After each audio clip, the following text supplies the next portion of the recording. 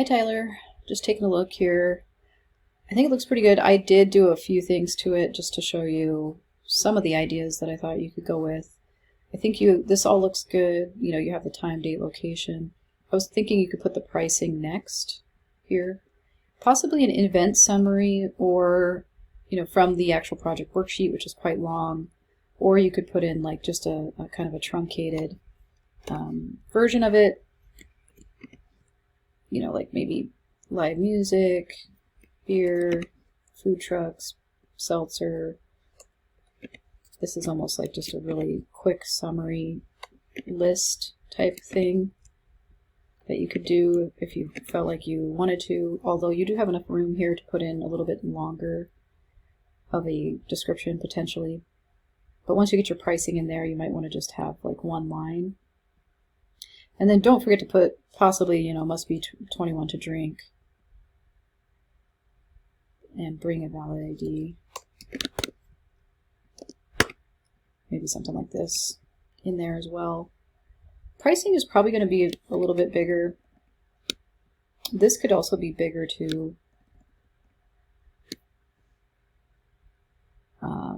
I don't know if you need anything down here, so I did remove that. If the sponsors are going to go inside here, I think that's probably enough room for the sponsors.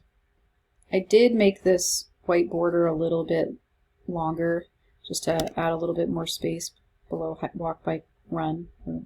And also I would say do a file place and bring in the EPS logo of the Havertrails logo. That would work well.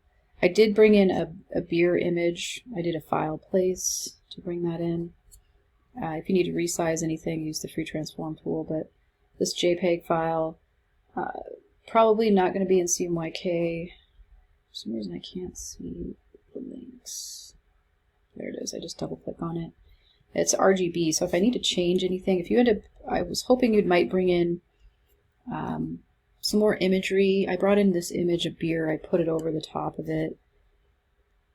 Let's see if I can bring it forward. If I put it, I changed the opacity of it, but I also used the gradient feather tool. So if you have it selected, if you have your JPEG selected, you can feather out to nothing, basically, with a JPEG or PNG or just an image file.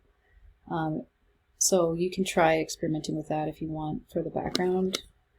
And then I just send it to back on the brown shape to get it to, you know, go the way I want it to.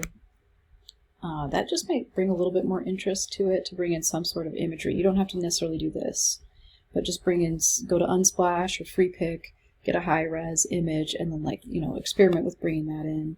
Would be a good idea. Let's look at here. I have your fonts, but I don't have your links. I don't think you have any links, and maybe that's why.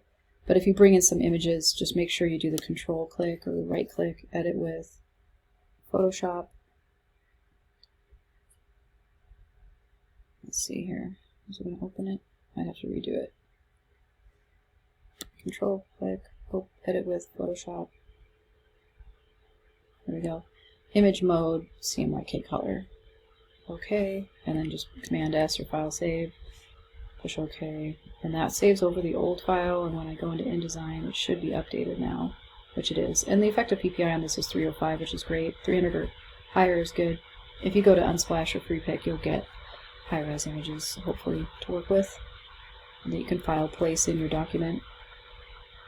I would suggest doing that. It does need some kind of extra imagery in there. I think it's a little bit too plain. Something a little extra would be good. Even like some more graphics like this, or, you know, like this one has the bubbles, but I mean, there's other things you could do. You could bring in some hops, maybe a decorative border. Something to add a little bit extra to it would be good for your grade. Anyway, I'll talk to you later.